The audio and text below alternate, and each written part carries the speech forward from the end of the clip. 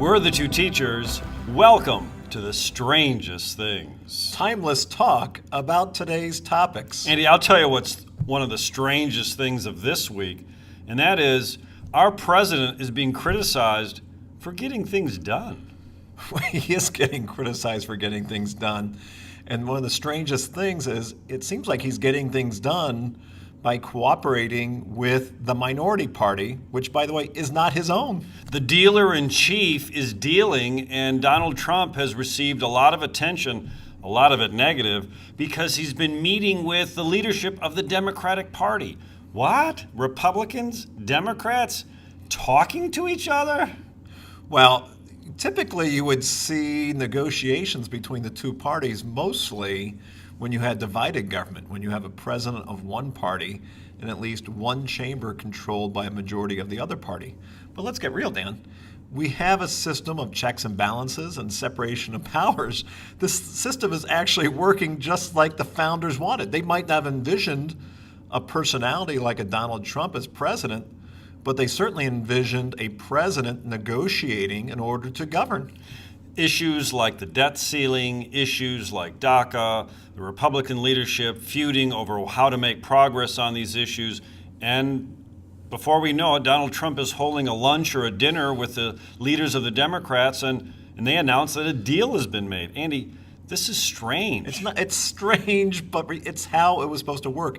For all the criticism that Trump is getting from some of the Republican base, and heck, for all the criticism that the liberal base is giving to the Democratic leaders for even talking with the president, we should be giving props to James Madison and the founders because it works. It really works. And it's the strangest thing. A close look at our history would in fact demonstrate that some of the biggest legislative victories, some of the biggest moments in government progress occurred when the political parties talked to each other, when presidents met with the opposing leadership and actually bargained a deal. But Andy, friends don't lie. And, I got a bit of a truthache here that we're getting a lot of noise from all over the place about these executive actions by Donald Trump. Andy, executive actions by the president aren't new. In fact, they're actually quite old. They're quite old because the president is the chief executive and has been given this power through the Constitution. The president controls the federal bureaucracy, which is huge. It's always been big, even when it was relatively small compared to today's times.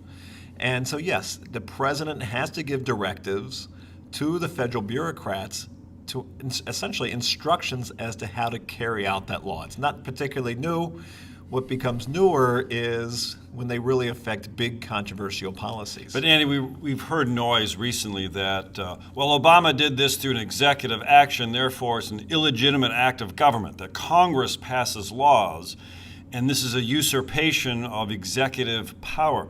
Andy, I'm not sure this is actually true, because you look back and even George Washington had 8 executive orders, like you say, clarifying acts of Congress. This is what presidents do. They always have, and they always will, and it's the legitimate use of power. It can be legitimate. Sometimes it's not. Sometimes the Supreme Court can intervene and tell a president or executive branch that executive action is unconstitutional. That's not a new phenomenon either. And sometimes you have even very controversial executive actions that become codified by Congress. A really good example of that would be President Clinton's executive action, which allowed gay soldiers to serve in the military as long as they didn't reveal that they were gay. That was the initial executive action. And then during the Barack Obama administration, Congress actually passed a law that said that homosexual military members can serve openly in the military through a congressional act. Andy, it's time to walk through the curiosity door, and there are no shortage of questions out there. Here's a question that we're hearing all the time. Mr. Canine, Mr. Larson, Donald Trump's use of Twitter, this is unprecedented for a president to talk directly to the American people. Andy, unprecedented?